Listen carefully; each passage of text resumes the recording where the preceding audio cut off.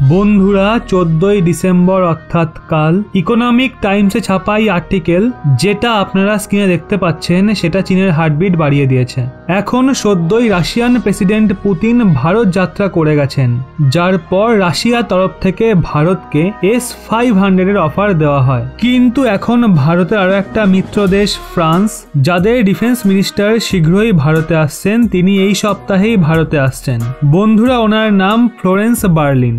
যারা জানেন না তাদের বলি, 2016তে রাফায়েল ডিল সাইন হওয়ার পর 2017তে উনি ফ্রান্সের ডিফেন্স মিনিস্টার হয়েছিলেন, যখন ভারত ও চীনের মধ্যে বিবাদ চলছিল আর গালওয়ান ঘাটির ঘটনা ঘটেছিল, যাতে ভারতের 20 জন জওয়ান শহীদ হয়েছিলেন। ওই সময়ে উনি রাজনাথ সিংকে চিঠি লিখেছিলেন, যাতে এই ঘটনাকে নিয়ে দুঃখ প্রকাশ করা ছাড়া উনি এটা বলেছিলেন, আমরা ভারতকে ইমিডিয়েট হাতিয়ার সাপ্লাই করব।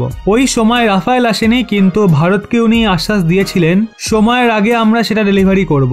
ওদিকে করোনাকালীন সময় ওনাদের ভারতকে নিয়ে এই বয়ান এসেছিল, রাফায়েলের ডেলিভারিকে করোনা মহামারীও প্রভাবিত করতে পারবে না। আর যখন রাফায়েল ভারতে আসে তখন সেই সেরেমনি তিনি স্বয়ং উপস্থিত হয়েছিলেন। এখন বন্ধুরা, ভারতের সঙ্গে ওনার সম্পর্ক কেমন রয়েছে সেটা আগের কথাগুলো থেকেই জানা যায়, কিন্তু ওনার এইবার ভারতে আসার লক্ষ্য অনেক বড় রয়েছে। আর ভারত এবার এক এমন হাতিয়ার ফ্রান্সের থেকে পেতে পারে যার জন্য ভারত বহু বছর ধরে লেগে রয়েছে। এয়ারফোর্সে রাফায়েলকে দেখে ফ্রান্স ইন্ডিয়ান এয়ারফোর্সের শক্তিকে অনেক গুণ বাড়িয়ে দিয়েছে।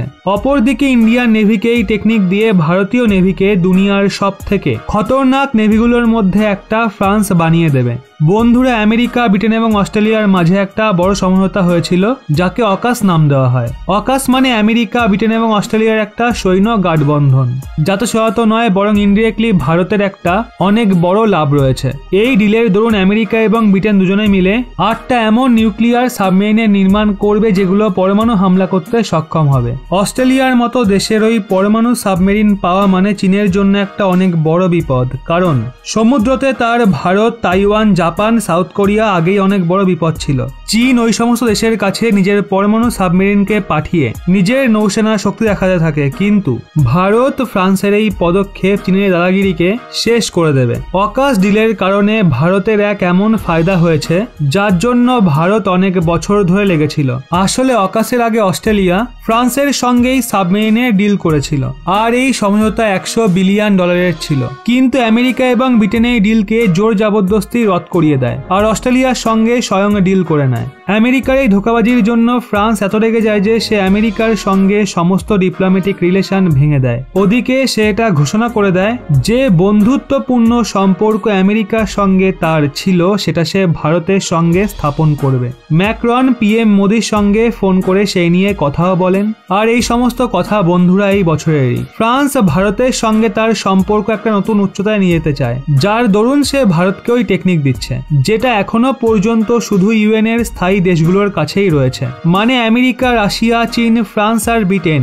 অপরদিকে ভারত একা এমন দেশ হবে যে ইউএন এর স্থায়ী সদস্য না হওয়া সত্ত্বেও এই টেকনিক অর্জন করবে।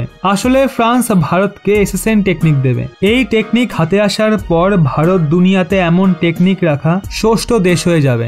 যদি ভারতের নিউক্লিয়ার পাওয়ারের কথা বলা হয়, তাহলে ভারতের কাছে 2016 থেকে পরমাণু সাবমেরিন রয়েছে।